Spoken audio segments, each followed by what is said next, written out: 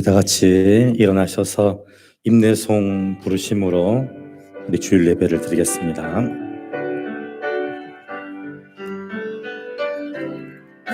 모든 영광을 하나님께, 모든 영광을 하나님께, 온 마음과 뜻 다해 주 사모합니다. 모든 영광을 하나님께.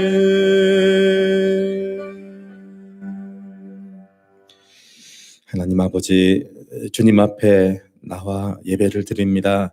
주님, 말씀의 홍수 가운데 있음을 고백하게 하시고 그 말씀의 홍수가 범람하는 이 시기에 홍수가 왔음을 알리는 귀한 전도자, 심부름꾼, 파수꾼의 역할을 감당하는 교회 되게 하여 주시옵소서. 하나님, 내가 가지고 있는 이야기, 내 고민과 아픔보다 더 중요한 사실이 이 땅에 말씀의 홍수가 임했다는 사실입니다. 하나님, 오늘도 예배를 드릴 때 우리의 말씀 심령 가운데 하나님의 말씀이 사실로 다가오게 하시고 우리가 알고 있는 일이 사실이 아니라 하나님의 말씀이 사실임을 고백하는 복된 예배의 시간이 되게 하여 주시옵소서. 하나님, 이 시간에 예배를 시작합니다. 하나님께서 주시는 귀한 은혜의 말씀이 차고 넘치는 복된 시간들이 되게 하여 주시옵소서. 감사드리며 예수 그리스도 이름으로 기도드립니다. 아멘. 우리 찬송 28장 복에 거는 강림하사 찬송하시겠습니다.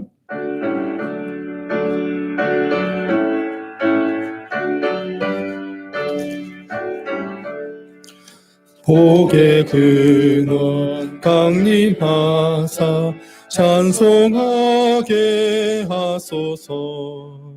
한량 없이 자비하심 증량할 길 없도다.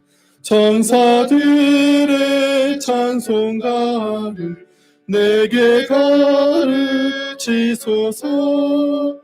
구속하신 그 사랑을 항상 찬송합니다. 주의 크신 도움 받아 이때까지 왔으니 이와 같이 천국에도 이르기를 바라네. 하나님의 품을 떠나 죄에 빠진 우리를 예수 구원하시려고 보혈 흘려 주셨네. 주의 귀한 은혜 받고 일생 빚진 자 되네. 주의 은혜 사슬 되사 나를 주께 매소서. 우리 마음은 연약하여 범죄하기 쉬우니 하나님이 받으시고 천국인을 지소서. 아멘.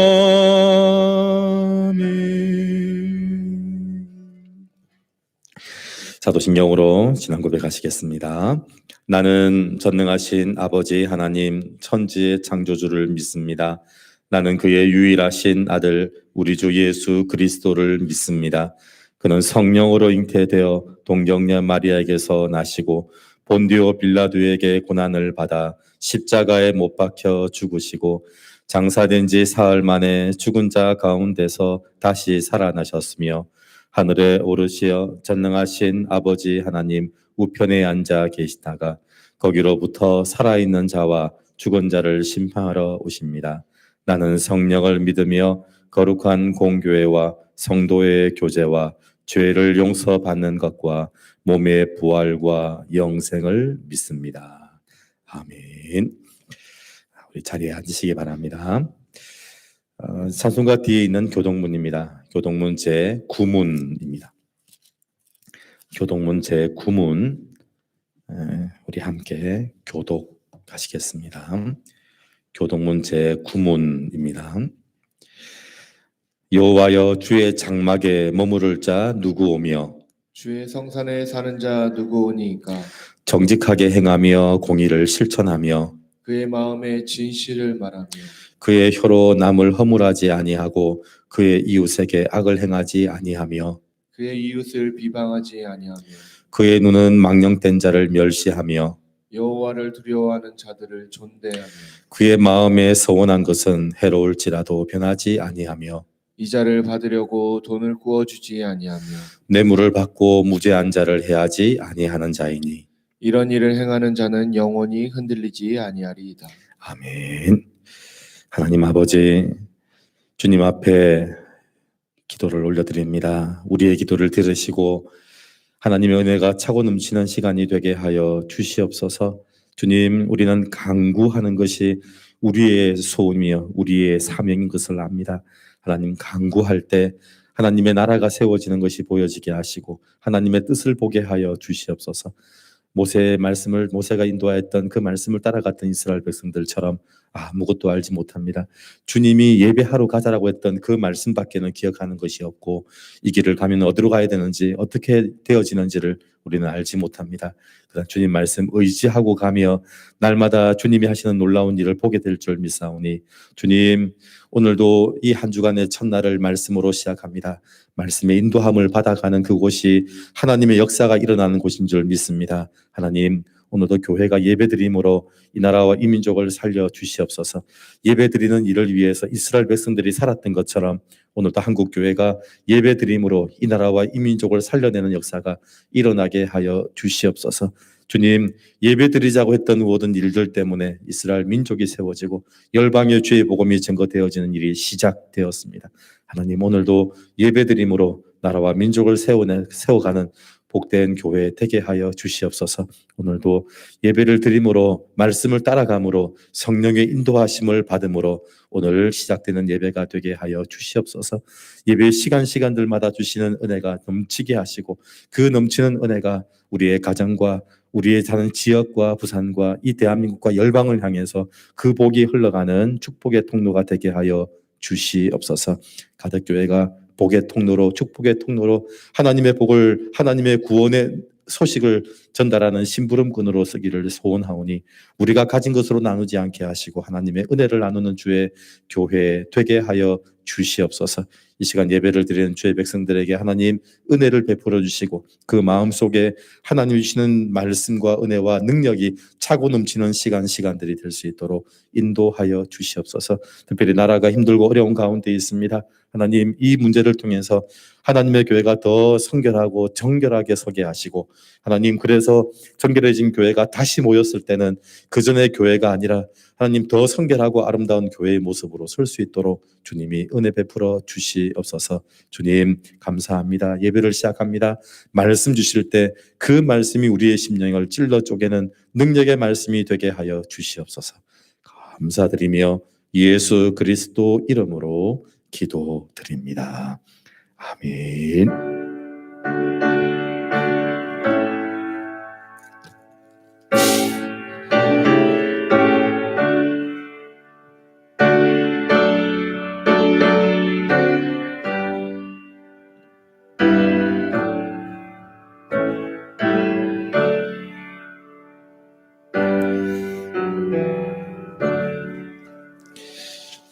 우리 헌금하시면서 우리 찬송 50장 찬송하시겠습니다.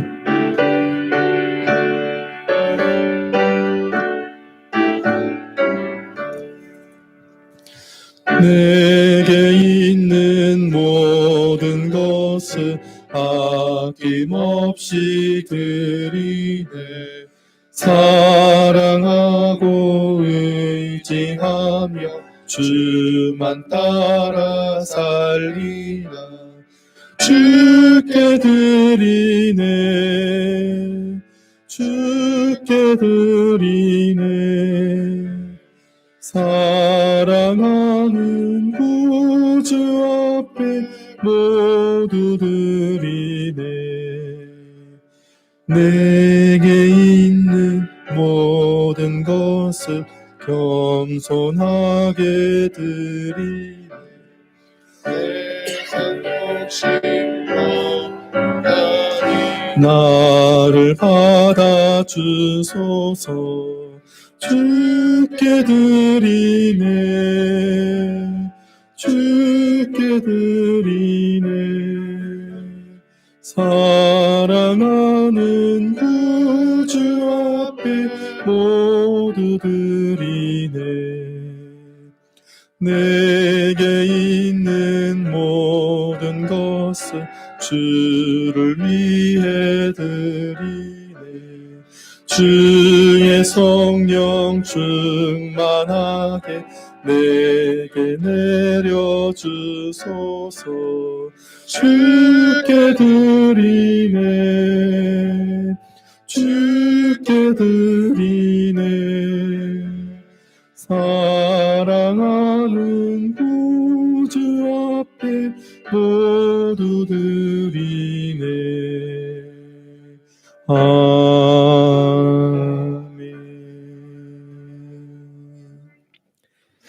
하나님 아버지, 주님 앞에 예물을 드립니다. 이 예물이 한 아이가 드렸던 오병이어와 같음을 압니다. 아무리 많이 드려도, 아무리 적게 드려도 사람이 드리는 것은 다 오병이어인 것을 압니다. 하나님, 일용할 양식을 주셔서 사람을 살게 하셨습니다. 많이 주시지도 아니하시고 적게 주시지도 아니하시고 일용할 양식 주시니 감사합니다. 하나님, 저는 주님, 이 일용할 양식을 주님의 손에 올려드리오니 주님, 이것을 축사하여서 떼어서 나누어 주셔서 가덕교회가 이 나누어 주신 것 잘 심부름하게 하여 주시옵소서. 주님이 떼어 주시는 것, 주님 그 떼어 주시는 것을 앉아있는 5천 명에게 나누었던 것처럼 하나님의 복음이 필요하고 말씀이 필요하고 은혜가 필요한 사람들에게 나누는 이 사명, 교회가 잘 감당케 하여 주시옵소서. 나누었더니 5천 명을 먹이고도 12강주리가 남은 은혜를 보게 되었습니다. 하나님, 가덕교회가 그렇게 나누었더니 일용할 양식이었던 그것을 주님의 손에 올려드려서 나누었더니 나라와 민족을 살려내는 귀한 역사를 보게 될 줄 믿습니다. 하나님, 오늘 그렇게 쓰임받는 교회 되게 하여 주시옵소서. 제자들이 그렇게 나누고 난 이후에 남은 12강주리가 제자들의 몫이었던 것처럼 하나님, 남은 것이 우리의 몫이 되게 하여 주시옵소서. 남은 것으로 살아감에도 불구하고 12강주리라는 풍성한 은혜로 살아갈 수 있도록 하나님 은총 베풀어 주시옵소서.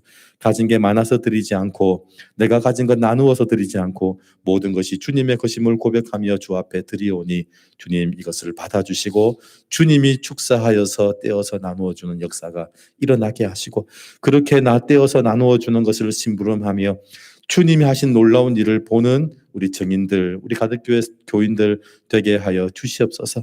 받아 먹은 사람은 모르지만 나누고 심부름한 사람은 아는 그 비밀을 가덕교회 성도들이 알게 하여 주시옵소서. 주님, 오늘도 이렇게 주 앞에 예물을 드리며 주님의 것이라고 올려드리는 성도들의 가정과 사업과 자녀들과 하는 모든 그 나머지의 것에 하나님의 은혜를 베풀어 주시옵소서.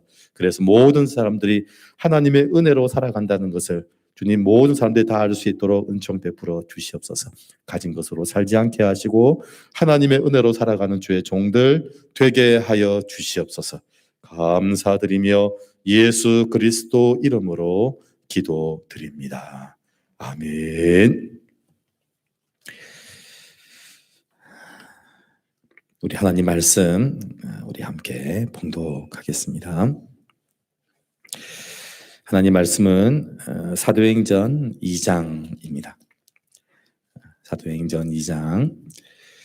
지난주에 사도행전 2장 전체를 다 하지를 못하고 사도행전 2장 반만 보았는데 오늘 사도행전 2장 나머지 부분들을 오늘 말씀을 전하도록 하겠습니다. 사도행전 2장 43절로 47절까지 34절부터 지난주 33절까지 했는데요. 34절부터 47절까지 마지막 절까지 말씀 우리 함께 봉독합니다. 오늘 말씀은 사도행전 2장 34절로부터 47절 마지막 절까지 말씀입니다. 우리 함께 사도행전 2장 34절부터 우리 함께 봉독합니다. 다윗은 하늘에 올라가지 못하였으나 친히 말하여 이르되 주께서 내 주에게 말씀하시기를 내가 내 원수로 내 발등상이 되게 하기까지 너는 내 우편에 앉아 있으라 하셨도다 하였으니 그런즉 이스라엘 온 집은 확실히 알지니 너희가 십자가에 못 박은 이 예수를 하나님이 주와 그리스도가 되게 하셨느니라 하니라. 그들이 이 말을 듣고 마음에 찔려 베드로와 다른 사도들에게 물어 이르되 형제들아 우리가 어찌할꼬 하거늘 베드로가 이르되 너희가 회개하여 각각 예수 그리스도의 이름으로 세례를 받고 죄 사함을 받으라. 그리하면 성령의 선물을 받으리니 이 약속은 너희와 너희 자녀와 모든 먼데 사람 곧 주 우리 하나님이 얼마든지 부르시는 자들에게 하신 것이라 하고 또 여러 말로 확정하며 권하여 이르되 너희가 이 패역한 세대에서 구원을 받으라 하니 그 말을 받은 사람들은 세례를 받음에 이날에 신도의 수가 3,000이나 더하더라. 그들이 사도의 가르침을 받아 서로 교제하고 떡을 떼며 오로지 기도하기를 힘쓰니라. 사람마다 두려워하는데 사도들로 말미암아 기사와 표적이 많이 나타나니 믿는 사람이 다 함께 있어 모든 물건을 서로 통용하고 또 재산과 소유를 팔아 각 사람의 필요를 따라 나눠주며 날마다 마음을 같이하여 성전에 모이기를 힘쓰고 집에서 떡을 떼며 기쁨과 순전한 마음으로 음식을 먹고 하나님을 찬미하며 또 온 백성에게 칭송을 받으니 주께서 구원받는 사람을 날마다 더하게 하시니라. 아멘. 계속해서 사도행전 2장 말씀을 전하겠습니다. 세상 사람들이 너무나도 정확한 말씀으로 사실로 알고 있는 내용들이 있고요. 그리고 이것을 건드리면 굉장히 분노하고 화를 내는 부분들이 있습니다. 그게 무엇이냐면 내 인생은 내가 주인으로 산다입니다. 그래서 그 인생에 누구라도 간섭을 하고 누구라도 이야기를 하기 시작하면 화를 내기 시작을 합니다. 그래서 사춘기가 어떤 시간들이냐면 내 자아가 이제 깨어나기 시작하는 시간이고요. 그러면서 무엇에 관심을 가지기 시작하냐면 내 인생에 내가 주인이 되어서 내가 한번 내 마음을 가지고 내 인생을 살아보는 것입니다. 그래서 내 인생을 내가 주인으로 사는 것에 대해서 누구도 문제를 삼지 않습니다. 자, 그런데 내 인생을 내가 주인으로 살아라 했던 그 말씀을 그 이야기가 사람들은 제일 먼저 그 이야기를 누구한테 들었겠냐는 겁니다. 여러분 잘 한번 생각해 보십시오. 내 인생을 주인으로 살아가는 걸 모두가 좋아합니다. 그리고 세상의 모든 강의를 들어도요. 그 이야기가 거의 한 7, 80%가 그 이야기입니다. 네 인생을 네가 주관적으로 네가 계획해서 살아라. 그런데 여러분 제가 책을 구입할 때마다 항상 하는 게 있습니다. 제가 어릴 때는 책 표지를 보고 구입했습니다. 책 표지를 보고. 그리고 그 다음 조금 지나가니까 책 내용을 보고 구입을 했습니다. 근데 책 내용을 보다가 그 다음 책을 좀 알고 나니까 뭘 보고 구입하냐면요. 저자가 누군지를 보고 구입하는 겁니다. 이걸 도대체 누가 썼는지. 그 다음에 이제 시간이 지나니까 이제 얼마인지를 보고 구입했습니다. 그래서 비싼 책은 구입을 안 하고 서점에서 다 읽었습니다. 읽고 자료가 될 만한 책은 샀어요. 그냥 읽어야 될 책들은 그냥 서점에 가거나 도서관 가서 읽었습니다. 그런데 자료로 구입을 하고 평생 이게 툴이 될 만한 책은 구입을 했어요. 저희가 책을 사도 그렇게 사는 겁니다. 이게 단계더라고요. 책 표지가 예뻐서 그다음 내용이 좋아서 그 다음에는 저자가 누군지를 보는 거예요. 여러분 네 인생을 네가 주인으로 살아라 라고 했는데 도대체 이 이야기를 누가 했겠냐는 거예요. 여러분 이 이야기가 좋은 얘기라고 하는 게 중요한 게 아니고요. 도대체 이 이야기를 누가 어떤 의도로 사람들에게 먼저 했겠냐는 거예요. 여러분 그 이야기를 인류가 제일 먼저 들었던 게 있습니다. 창세기 3장 1절입니다. 창세기 3장 1절에 보면 내 인생을 네가 주인으로 살아라는 말을 인류가 제일 먼저 들었습니다. 근데 그 이야기를 누가 했냐니까요. 뱀이 했습니다. 그래서 3장 1절에 보니까 동산 모든 나무의 열매를 먹지 말라고 누가 그러냐는 거예요. 네가 주인이라며. 네가 에덴 동산의 주인이라면서 어떻게 저 나무 열매를 못 먹느냐는 거예요. 저 나무 열매 하나 못 먹는 게 네가 무슨 주인이냐는 거예요. 그러면서 이 모든 열매를 다 네가 먹어라. 그래야 네가 주인이지. 그 이야기를 했던 누가 그렇게 했냐면 마귀가 그 얘기를 하고요. 그 이야기를 마귀가 하는 걸 모르게 하려고 그 에덴 동산에서 제일 아름답게 창조된 뱀이 그 말을 한 거예요. 여러분, 마귀가 그 말을 하면 다 알아들어요. 귀신이 그 이야기를 하면 다 알아들어요. 그런데 마귀는 절대로 자기가 그 말을 하지 않습니다. 하나님이 창조한 동물들 중에서 제일 아름다운 동물이 뱀이었어요. 그래서 하나님이 마귀가 그 뱀을 이용해서 그 말을 하는 거예요. 그래서 내 인생을 내가 주인으로 살아라 라고 말을 했던 그 말씀을 제일 먼저 했던 것이 마귀가 그 말을 했다라는 겁니다. 그래서 여러분 그 이야기를 누가 했는지를 확인하시고요. 그러면 그 말이 진리인지 아닌지를 확인할 수 있게 된다는 겁니다. 오늘 사람들이 예수님을 십자가에 죽였다는 사실을 모릅니다. 자기들이 한 그 모든 일들이 예수를 죽이는 일이었다는 사실을 몰랐다는 겁니다. 자기들이 가졌던 마음들은 그거였습니다. 내 마음대로 살고 내 말하고 싶은 대로 말하고 내 몸이 하고 싶은 대로 사는 것. 그게 왜 틀린다는 겁니다. 아니 내가 하고 싶은 대로 살고 내 마음대로 살고 내가 정말 내 주관적으로 살고 그게 왜 틀렸냐는 겁니다. 그런데 그렇게 살아라고 얘기한 게 뱀이었고요. 그 뱀을 사주한 게 마귀였다는 겁니다. 여러분, 주인으로 살면 어떻게 될지를 마귀는 알았다는 겁니다. 제가 항상 그 예화를 들 때마다 하는 얘기가 있죠. 큰 향유 고래 새끼를 이 범고래가 잡아먹는 이야기. 새끼는 항상 고래 붙어 있거든요. 그런데 이 범고래가 계속해서 하는 일이 있습니다. 그 어미 고래에게서 새끼 고래를 떼어놓는 거예요.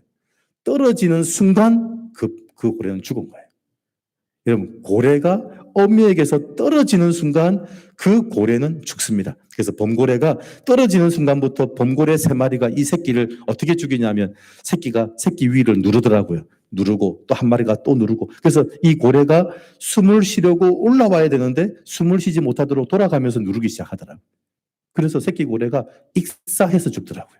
새끼 고래가 저는 고래가 물에 빠져 죽는 걸 처음 봤는데 그래서 죽고 난 다음에 잡아먹으려더라고요. 왜 마귀가 사람들에게 네 인생을 네가 주인 되어서 살아라라고 얘기하겠냐는 거예요. 여러분, 마귀가 왜 그렇게 말을 하겠습니까?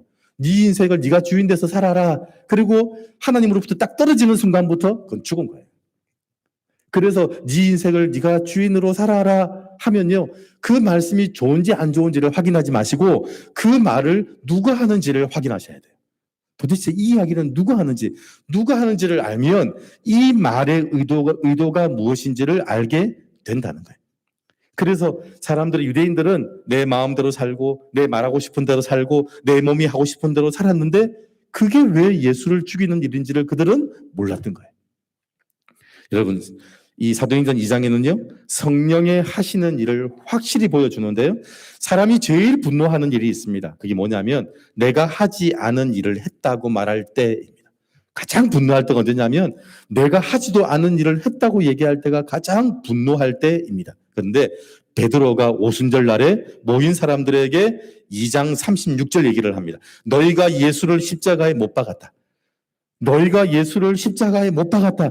예수를 십자가에 못 박았다. 나는 못 박은 적이 없습니다. 예수를 십자가에 못 박을 때 십자가에 돌아가실 때 저희는 여기에 있지도 않았습니다. 저희가 그런 일을 하지도 않았습니다. 이건 도대체 말이 안 되는 일이었습니다. 그런데 그 설교를 듣고 사람들이 마음에 찔려서 회개하고 세례를 받기 시작을 했습니다. 여러분, 너희가 예수를 십자가에 못 박았다. 36절 말씀 한번 보십시오. 말씀 보시면 못 박았다, 죽였다라고 얘기하고 난 다음에 그 다음에 이 베드로가 한 이야기가 있습니다. 36절 우리 같이 한번 읽습니다. 자, 시작. 그런즉 이스라엘 온 집은 확실히 알지니 너희가 십자가에 못 박은 이 예수를 하나님이 주와 그리스도가 되게 하셨느니라 하니라. 십자가에 못 박은 예수를 하고는요 그 다음 얘기가 뭐였냐면 하나님이 주와 그리스도가 되게 하셨다입니다. 여러분, 이 말은요 마귀가 한 말과는 반대 말입니다. 마귀는 네가 네 인생의 주인이다 라고 얘기했는데 하나님이 예수를 너희의 구주가 되게 했다라는 겁니다. 지금 너희들이 인생을 네가 주인으로 살아서 이제 죽게 되었는데 하나님이 예수님을 보내셔서 예수님을 구주 되게 하셨다. 구세주와 주인 되게 하셨다. 너희를 구해내고 너희를 주인 되어서 보호하고 인도하셨다라는 말입니다. 여러분, 사람들이 내가 하는 일이 무슨 일인지를 알기 시작한 겁니다. 내가 주인 돼서 살아갈 때 나에게 어떤 일이 벌어졌는지를 안 겁니다.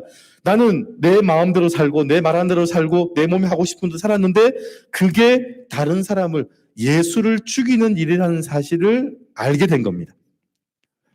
그래서 너희가 십자가 못 박았다는 말, 그 말에 모였던 사람들이 마음에 찔려서 회개하고 세례를 받게 됩니다. 여러분, 이게 바로 약속의 크기입니다. 사도행전 1장 8절, 사도행전 1장 8절이 사도행전을 전체를 풀어가는 열쇠입니다. 여러분, 사도행전의 모든 말씀들을 풀어갈 때 잘 풀리지 않고 잠겨져 있을 때 그것을 풀어가는 열쇠가 사도행전 1장 8절입니다. 사도행전 1장 8절은 약속의 크기가 나오고요. 약속의 결과가 나오는데 약속의 크기가 뭐냐면 너희가 권능을 받아서 땅끝까지가 약속의 크기입니다. 여러분, 이게 무슨 말이냐면 약속의 크기는 권능을 받고 땅끝까지인데 약속의 결과가 증인되는 거거든요. 그러면 이 권능을 받고 땅끝까지는 무엇을 이야기하는 거냐면 영향력을 얘기하는 게 아닙니다. 여러분, 이 말씀이 성령의 권능을 받아서 우리가 온 세상에 영향력을 끼치며 살아간다.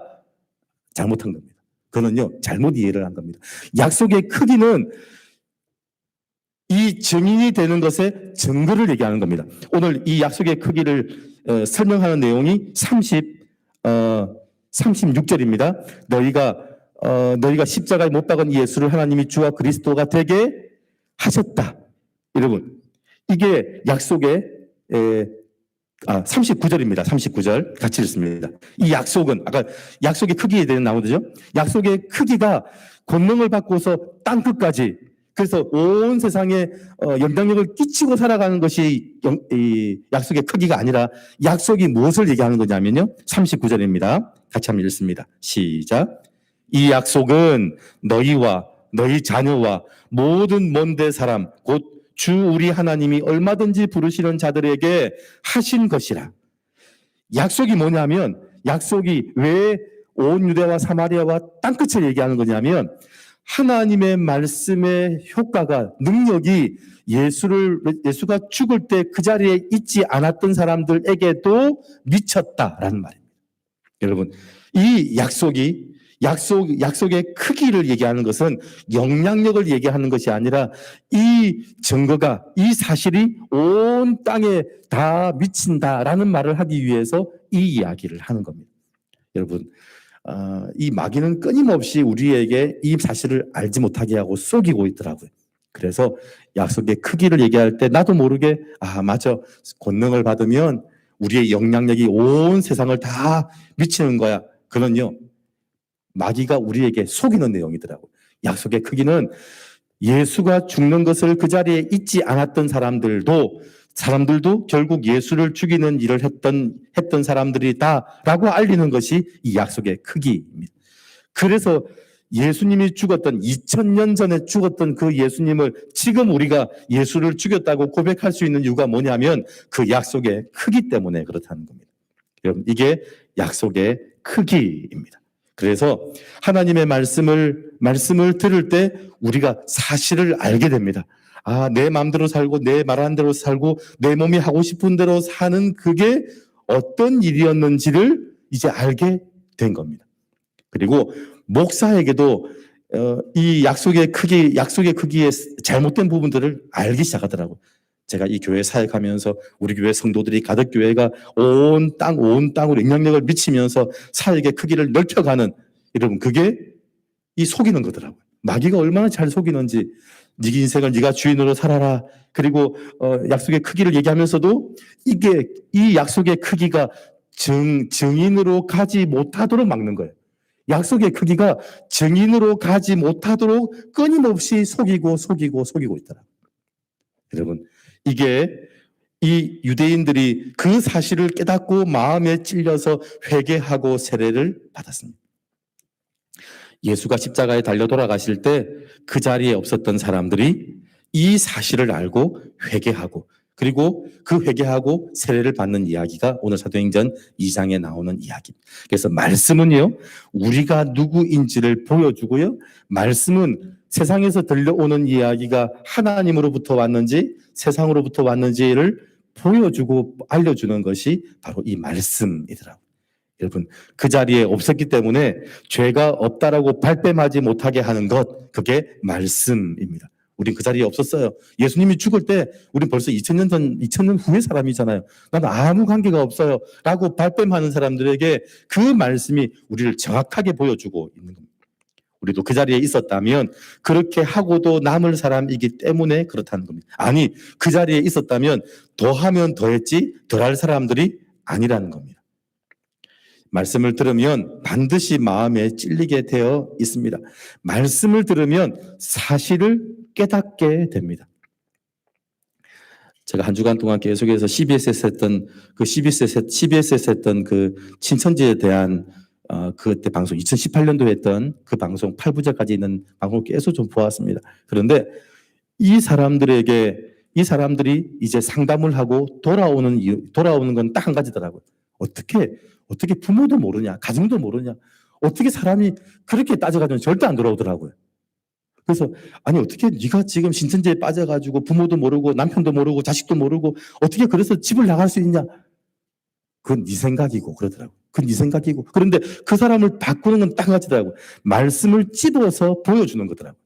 말씀을 찝어서 보여주는 이유가 뭐냐면 이 이단이 말씀을 속여서 보게 하거든요. 그러니까 말씀을 찍어서 말씀을 보게 하니까 이 사람이 내가 속았다는 사실을 알기 시작하더라고요. 옳은 말을 하면 사람이 돌아오는 게 아니고요.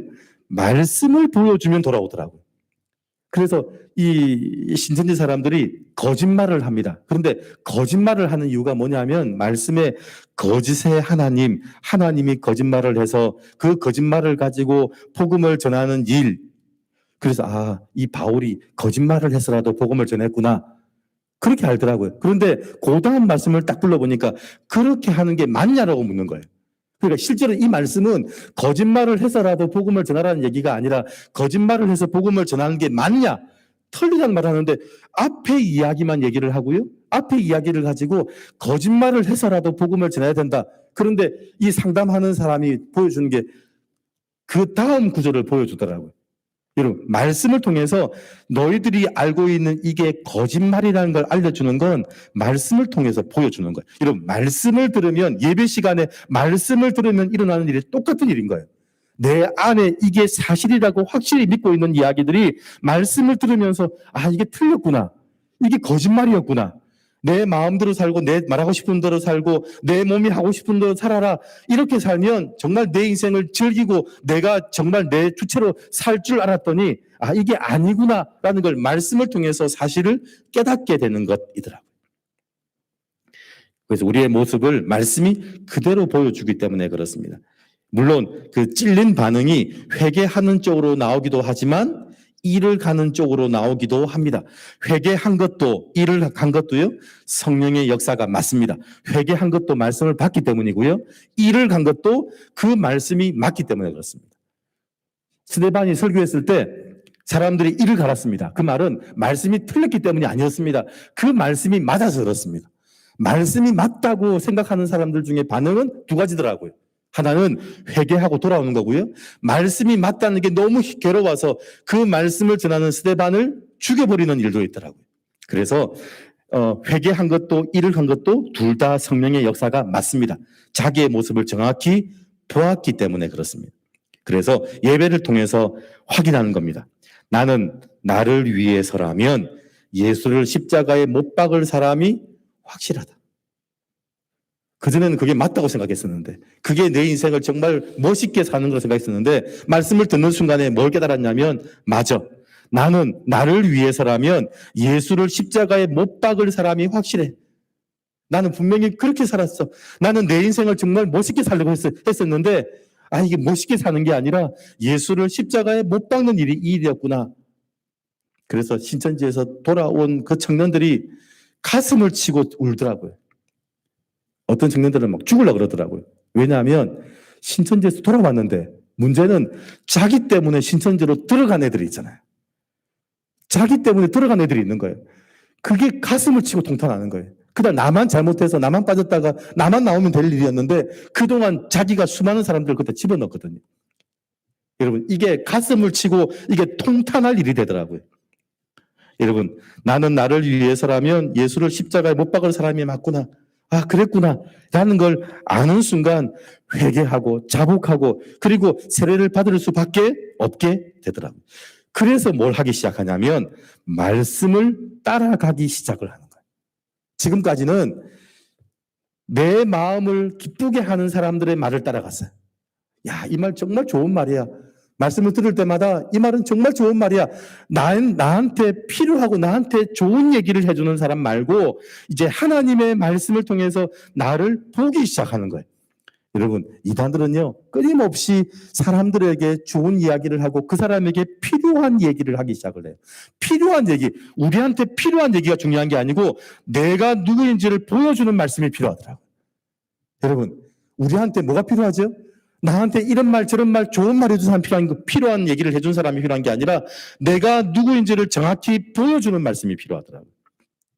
그래서 그걸 정말 느낀 사람, 맞아, 나는 예수를 정말 죽이는 사람이 될 수밖에 없어 라고 그것을 깨달은 사람이 할 수 있는 딱 한 가지 방법이 뭐냐면 말씀 따라가기 시작을 하는 거예요. 그게 42절에 보시면 42절 보십시오. 그들이 뭐 했는지, 그들이 회개하고 세례받고 난 다음에 그들이 했던 첫 번째 일이 42절에 보면 나옵니다. 42절 시작. 그들이 사도의 가르침을 받아, 이까지입니다. 그들이 사도의 가르침을 받아. 그때부터는 이제 뭘 하기 시작했냐면 나한테 필요하고 좋은 얘기를 해주는 사람을 따라간 게 아니라 사도의 가르침을 따라서 가기 시작을 한 겁니다. 하나님의 말씀을 따라서 가기 시작을 한 겁니다. 그래서 하나님의 말씀을 따라가기 시작했습니다. 그렇지 않으면 말씀 놓치는 순간 예수를 죽이고도 당당해 할 사람이 자기라는 사실을 알았다는 겁니다. 내 마음대로 살고 내 말하고 싶은 대로 살고 내 몸이 하고 싶은 대로 사는 것이 당당하다. 그렇게 사람들이 살았던 이유, 그렇게 살면서 세상 사람들이 가지고 있는 개념들이 있다는 겁니다. 여러분, 사실은 그렇게 살았던 사람들이 깨어지지 않았던 이유가 있습니다. 그들이 가지고 있는, 세상 사람들이 가지고 있는 공통적인 개념들이 있는데 그 개념들이 바로 이 공평한 겁니다. 여러분, 사람들이 가지고 있는 기본적인 생각이 있습니다. 그게 공평해야 한다라는 겁니다.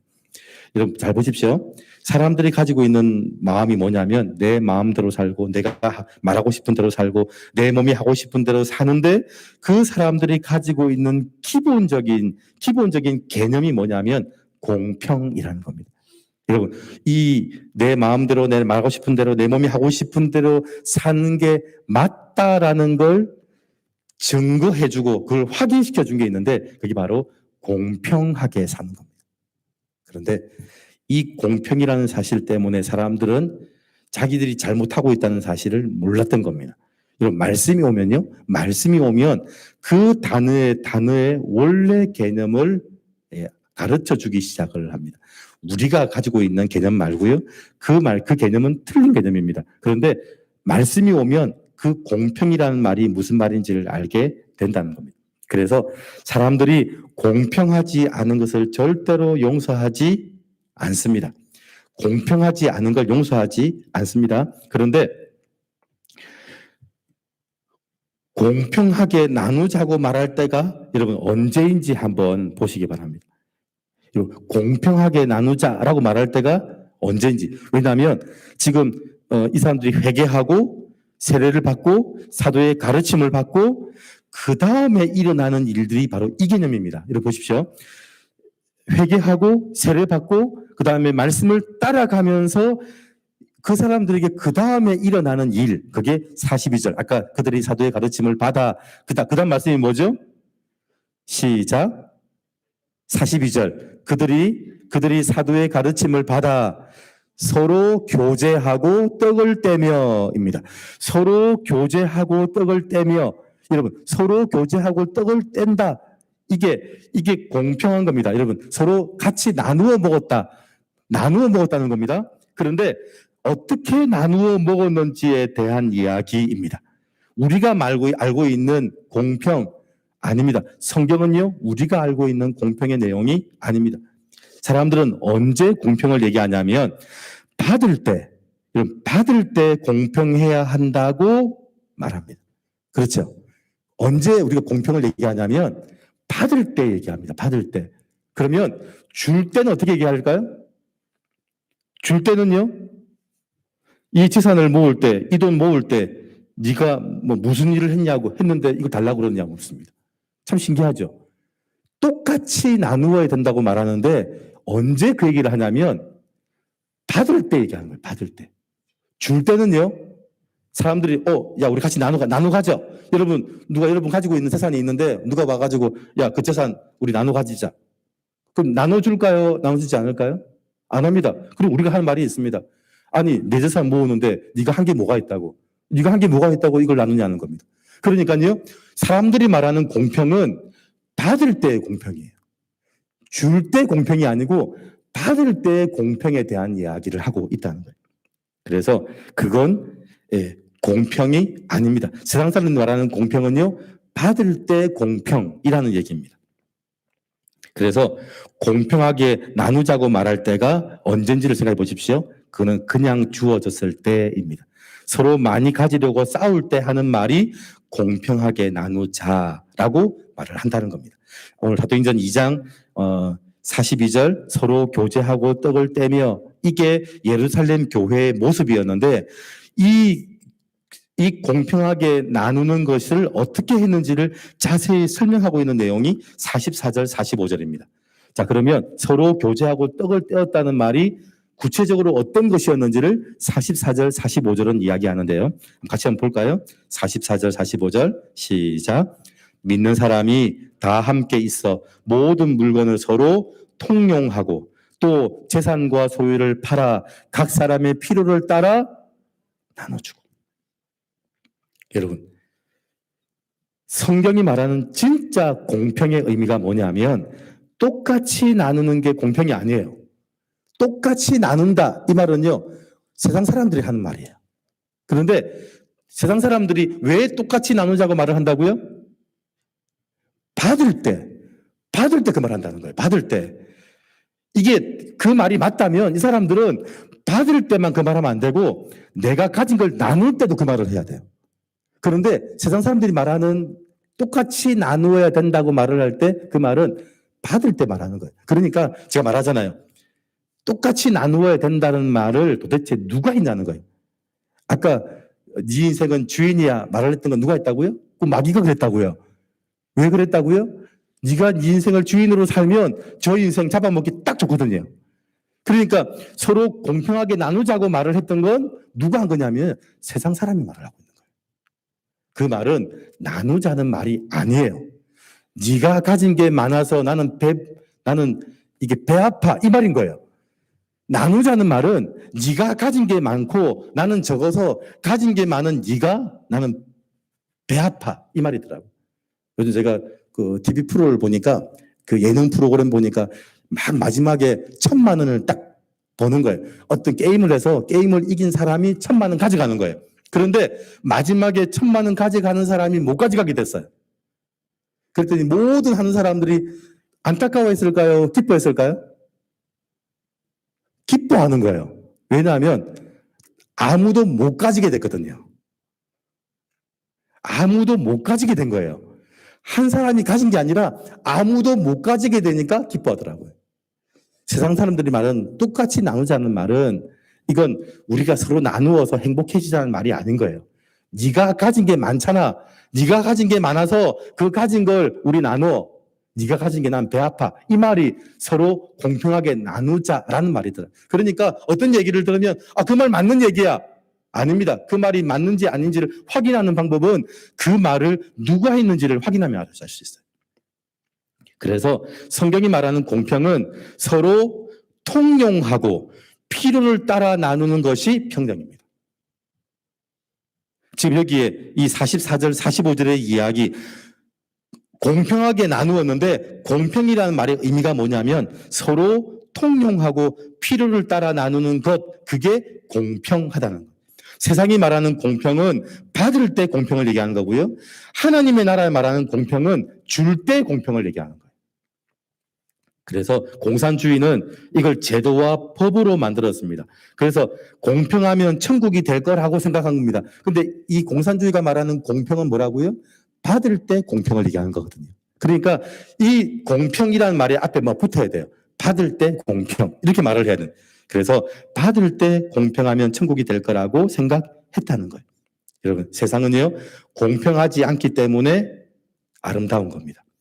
공평하기 때문에 천국이 되는 게 아니라 일방적으로 나누어 주기 때문에 천국이 되는 겁니다. 그래서 사도행전 2장은 이 세상의 공평의 주제가 아닙니다. 하나님의 나라의 공평이 주제입니다. 그래서 이거는 서로 평등하게 나누었다는 주제를 말하고 있는 게 아니고요. 필요에 따라서 나누었다. 이게 주제입니다. 그래서 공평을 얘기하고 있는 게 아니라 나누어 줌을 얘기하는 것, 이게 사도행전 2장입니다. 그래서 모으는 것보다 주는 게 기뻐서 주는 겁니다. 모으는 것보다 주는 게 기뻐서 주는 것, 그게 왜 기쁜지 궁금하시면요, 부모님께 물어보시면 됩니다. 친정 어머니한테 엄마 왜 맨날 집에 가면 그렇게 바리바리 싸줘? 물어보면 됩니다. 왜 그러는지. 그러면 어머니가 말하는 공평을 얘기합니다. 네가 한 게, 내 한 게. 이 공평이 아니고요. 어머니는 딸에게, 아들에게 자기 가진 걸 다 바리바리 싸주는 걸 공평이라고 얘기해요. 왜냐하면 그건 서로 통용하면서 필요를 따라서 나누어 주기 시작을 하는 거거든요. 성령 충만은 사람이 잃어버렸던 하나님 아버지를 찾은 겁니다. 그리고 우리는 하나님 아버지의 일방적인 사랑을 알게 됩니다. 하나님 아버지는요, 일방적으로 주시는 분입니다. 그리고 일방적으로 주는 그걸 기뻐하시는 분이 바로 하나님 아버지라는 겁니다. 가만히 생각해 보면요, 세상은 절대로 공평하지 않습니다. 세상은 절대로 안 공평합니다. 그런데 그걸 공평하게 끊임없이 만들려고 할 때 의도가 있는 겁니다. 세상은 공평해야 돼.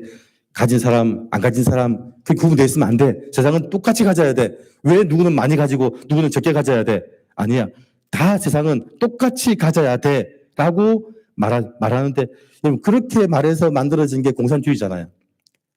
공산주의는 다 행복해 하더라고요. 왜냐하면 아무도 안 가지고 있거든요. 제가 어제 보았던 예능이랑 똑같더라고요. 1,000만 원을 그 사람이 못 받았는데 모두가 다 행복해 하더라고요. 받은 사람이 아무도 없는데 다 행복해 하더라고요. 이유가 뭐냐면 아무도 가지지 않은 것으로 평등하거든요. 아무도 가지지 않은 것으로 평등하게 되더라고요. 여러분, 그래서 세상은 절대로 공평하지 않습니다. 세상이 공평해야 한다면 여러분, 가정은 없습니다. 자녀를 낳아서 기르는 엄마, 자녀의 관계는요, 절대로 그렇게 말하는, 세상이 말하는 공평의 관계가 아닙니다. 그래서 가족을 위해 수고하는 아버지, 가족의 관계도요, 공평하지 않다는 겁니다. 그래서 여러분, 받을 때 공평하면요, 절대로 행복하지 않습니다. 받을 때 공평을 얘기하는데 누가 봐도 똑같이 나누었습니다. 그런데 똑같이 받았다고 생각하지 않습니다. 뭐라고 생각하죠? 남의 떡이 커 보이기 시작합니다. 분명히 똑같이 나누었는데 받을 때 공평을 공평이라고 말하는 사람들 눈에는 절대로 내 것이 크게 보이지 않고요, 남의 떡이 커 보이기 시작을 한다라는 겁니다. 그래서 나를 알고 제일 먼저 교제하고 떡을 떼기 시작할 때 그게 서로 통용하고 필요한 것을 나누어 주기 시작을 한다라는 겁니다. 그래서 천국은요, 공평하게 나누어 가지면 천국이 되는 게 아니라 가진 걸 나누어 주고 싶어서 나눌 때 천국이 임하기 시작을 하는 겁니다. 오늘 사도행전 2장에 하나님의 사람들이 세워지고 하나님의 사람들이 회개하고 그리고 세례를 받고 하나님의 말씀을 그때부터 따라가기 시작을 하고 말씀을 따라가면서 공평이 무엇인지를 알기 시작하고 그 공평이 알면서 예루살렘 교회에서 서로 물건을 통용하고 재산과 소유를 팔아서 각 사람의 필요를 따라서 나누어 주기 시작하는 일들이 일어나기 시작을 했습니다. 이게 놀라운 일이 아닙니다. 여러분, 물건을 서로 통용하고 재산과 소유를 팔아 각 사람의 필요를 나눠주고, 어디서 많이 들은 얘기지 않습니까? 집에서 일어나는 일들입니다. 물건을 서로 통용하기 시작합니다. 이게 자취방에 있으면 절대 있을 수 없는 일이더라고요. 냉장고 안에 자기 이름이 적혀 있습니다. 요 물건 손대면 안 됩니다. 요 물건 301호, 이 물건 302호까지 손대면 안 됩니다. 근데 가정은요, 5 식구가 사는데 냉장고 안에 있는 물건을 서로 통용하기 시작을 합니다. 먼저 열고 먹는 사람이 임자입니다. 그리고 누가 먹었다고 말하는 사람이 없습니다. 더 놀라운 일은요, 먹어서 없어지기 시작하면 누군가가 채워놓기 시작을 합니다. 누가 먹었냐 물어보지 않고요, 물건이 사라지기 시작을 하면 누군가가 물건을 채워놓기 시작을 합니다. 그리고는 얘기합니다. 너무 좋다, 너무 행복하다, 잘 먹어서 너무 행복하다. 이게 세상이 이 예루살렘 교회에서 일어나는 일이 행복하고 건강한 가정에서 일어나는 일과 똑같은 일들이더라고요. 물론 약간 부작용은 있습니다. 하도 냉장고를 잘 꺼내서 막 먹으니까 저희 어머니는 숨겨놓으시더라고요. 왜냐하면 이게 너무 감당이 안 되니까. 그래서 제가 하는 일은 뭐였냐면 숨겨놓은 거 찾아서 먹는 게 제 일이었거든요. 이게 다 알겠더라고, 어디 숨겨놓으신지 알고. 그래서 찾아 먹고, 그래서 열심히 먹었습니다. 그래서 지금도 이제 포도를 먹을 때 제 특징은요, 포도를 한 손으로 안 먹어요. 2 손으로 먹어요. 왜냐하니까 이 삼형제가 같이 먹다 보면, 다 아시죠? 삼형제가 포도를 먹으면 절대로 포도를 한 손으로 먹는 일이 없어요. 2 손으로 먹어요. 절대로 씨를 뱉어내지를 않아요. 씨 뱉어낼 시간이 없어요. 그렇게 먹는 거예요. 그걸 보면서 흐뭇해 하시는 분이 계세요. 부모님이에요. 그리고요, 부모님에게 먹어보라는 얘기도 안 해요. 나중에 한참 배부르다가 그때 생각이 나요. 엄마 먹었어? 나중에 물어봐요. 다 먹고 난 다음에. 그런데 놀라운 일은 냉장고에 다시 자녀들이 너무 잘 먹던 걸 또 채워놓기 시작을 하는 거예요. 여러분, 이게 사도행전 예루살렘 교회에서 일어난 일들이 바로 이 일들을 일하는 거예요. 여러분, 증거가 뭐냐면 우리가 이런 사람이었구나. 나밖에 모르던 사람이었는데 내가 나밖에 모르는 사람이라는 것 때문에 예수를 죽이는 일을 했고, 그래서 내가 회개하고 세례를 받고, 그리고 말씀을 따라서 살기를 시작하는 순간부터 회복된 가정을 경험하기 시작을 하고, 그것을 온 땅에 증거하는 일이 우리가 하는 일이더라고요. 지금도요, 가정에서 여러분 엄마 아빠가 하던 일을 여러분들은 똑같이 하고 있어요.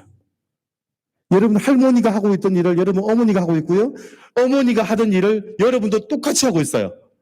그래서 아이들이 잘 먹으면 뭘 잘 먹는지 가만히 보고 있다가 그걸 또 사서 넣고, 아이들이 집에 가면 그 잘 먹던 걸 싸서 포장을 해서 챙겨서 보내주기 시작을 하는 거예요. 여러분, 이게 천국입니다. 천국. 교회는 천국을 보여주는 모델이에요. 교회는 땅끝까지 영향력을 끼쳐서 엄청난 일을 감당하는 데가 아니에요. 교회는 권능을 받아서 땅끝까지 우리 성도들이 가는 곳마다 영향력을 끼치고 살아가는 거, 그게 아니라니까요. 교회는 천국을 경험하게 하는 곳이에요.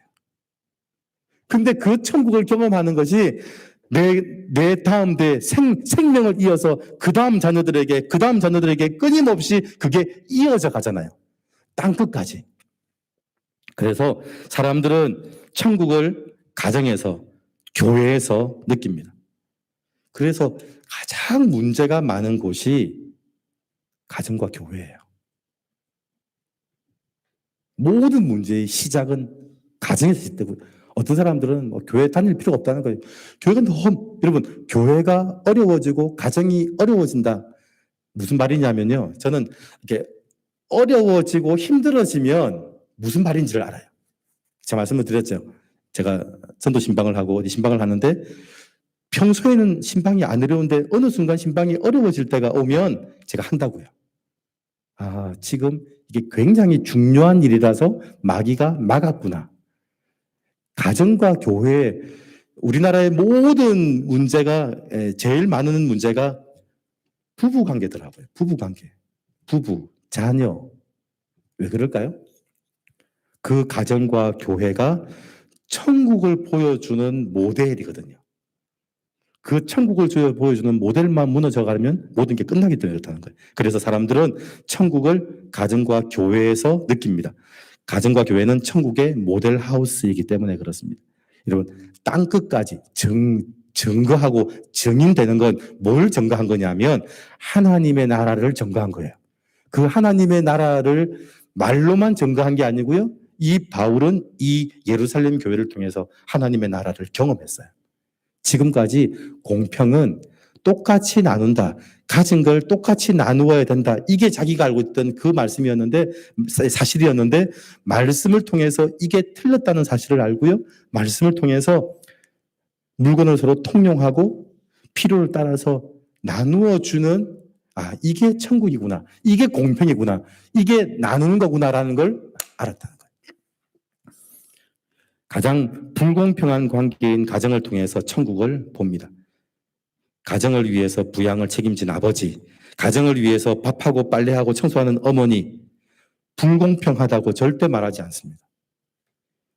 공평하게 만들어야 된다고 주장하지도 않습니다. 더 놀라운 게 뭐냐면요. 그 불공평한 게 저는 너무 좋은 거예요. 너무 좋은 아빠예요. 불공평한 게 너무 좋아요. 제가 제일 좋아하는 말, 자녀들이 아빠 이거 사고, 이거 사줘, 이거 먹고 싶어. 그 말이 제일 듣기 좋아요. 여러분, 이 불공평한 게 너무 행복한 게 아빠와 엄마더라고요. 여러분, 똑같이 나누는 게 천국이 아니고요. 물건을 서로 통용하고 재산과 소유를 팔아서 각 사람의 필요를 따라서 나누어 주는 그게 천국이라는 거예요. 여러분, 바울이 마지막까지 감옥에 갇혀 있을 때도 바울이 전했던 하나님의 나라는 바로 이런 나라입니다.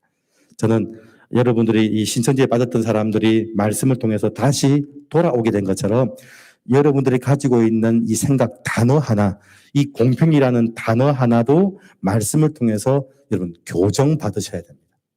그래서 우리도 모르게 왜 공평해야 돼? 왜 목사님 왜 나만 일을 시키세요? 저 사람도 있잖아요. 우리 똑같이 해요.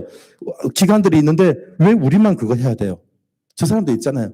여러분, 그거는 우리가 공평이라는 것을 그런 개념으로 이해하고 있을 때 나도 모르게 그것을 가지고 말을 하기 시작하더라고요.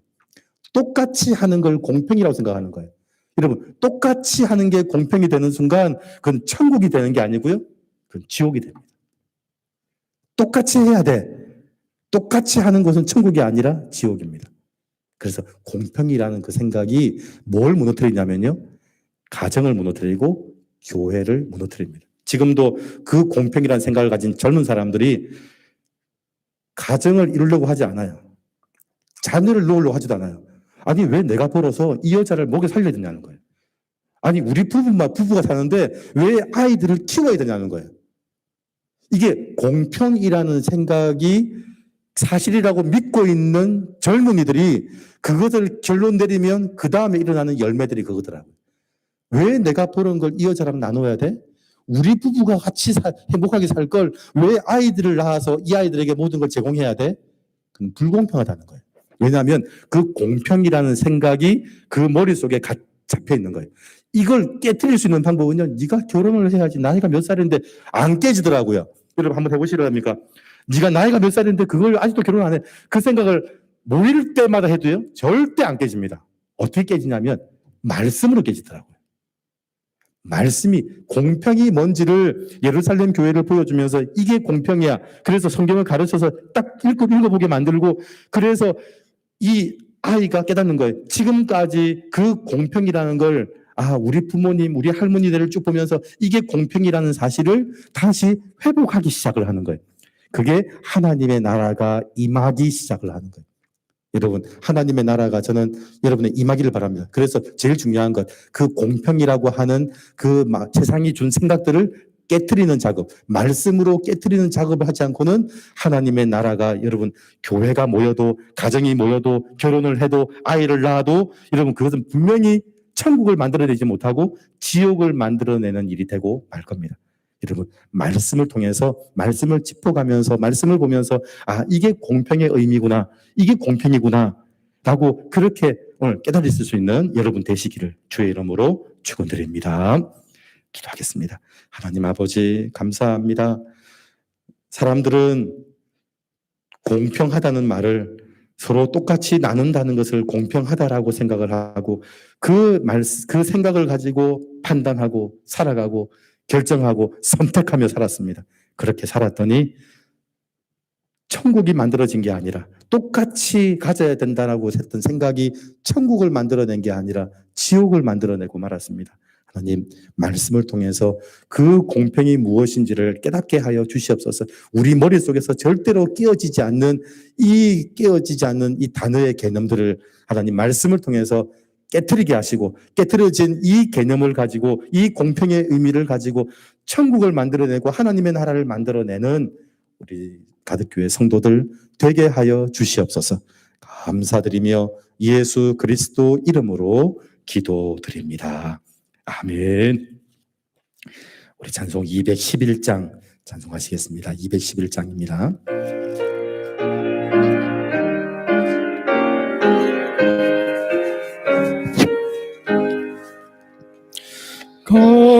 값비싼 양유를 주께 드리 막달라 마리아 돈 받아서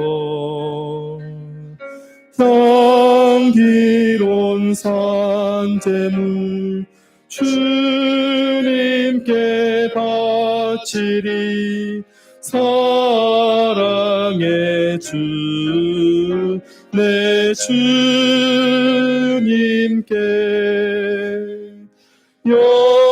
연약한 자에게 힘을 주고 어두운 세상에 빛을 비춰 성실과 인내로 내 영제 이끌리 사랑의 주 내 주님께 두려운 마음에 소망 주고 슬픔에 쌓인 자 위로하며 길 잃은 자들을 친절히 이끌리 사랑의 주 내 주님께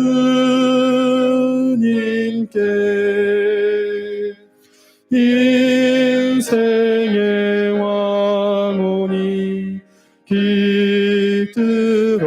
깃들어서 이 땅의 수고가 끝날 때에 주님을 섬기다 평안히 가리라 사랑의 주 내 주님께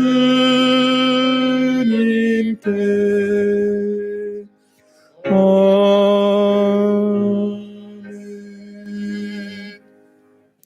주 예수 그리스도의 은혜와 하나님의 사랑과 성령의 교통하심이 공평의 의미를 말씀을 통해서 새롭게 깨달음으로 이 땅을 천국으로 만들어가는 가득교회 모든 성도들 머리 위에 지금도 선교지에서 그 공평의 의미를 알고 그 선교지를 천국으로 만들어가는 모든 선교사님들의 사역과 그 가정 위에 지금부터 영원토록 함께 있을지어다. 아멘.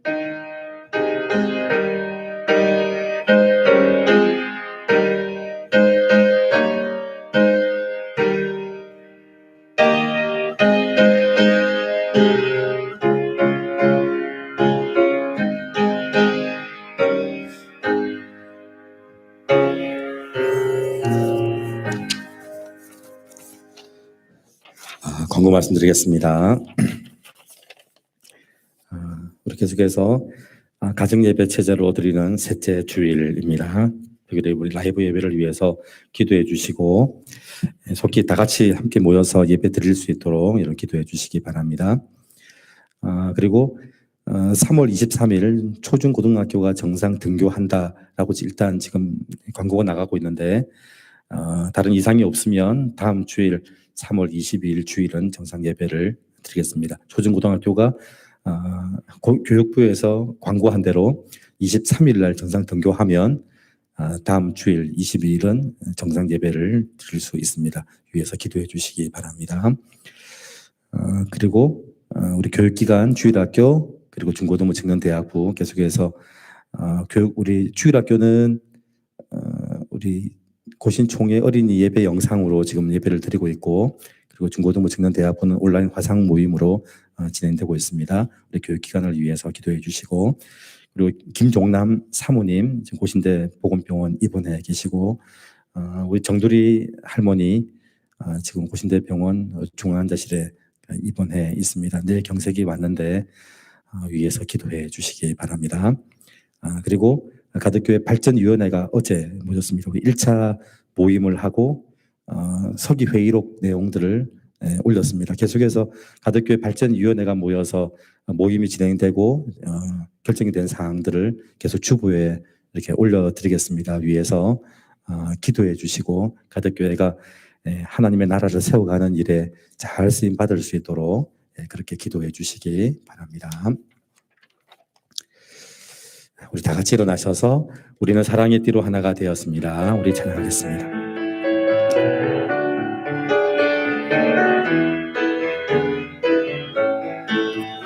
우리는 사랑의 띠로 하나가 되었습니다. 하나님을 사랑하고 예수님의 사랑을 널리 전하세. 모두 찬양하며 주의 사랑을 전하세. 모두 함께 예수님의 사랑을 세상에 널리 전하세. 우리는 사랑의 띠로 우리는 사랑의 띠로 하나가 되었습니다. 하나님을 사랑하고 예수님의 사랑을 널리 전하세. 모두 찬양하며 주의 사랑을 전하세. 모두 함께 예수님의 사랑을 세상에 널리 전하세. 아멘. 감사합니다. 서로 교제 나누시고 예배를 마쳤습니다.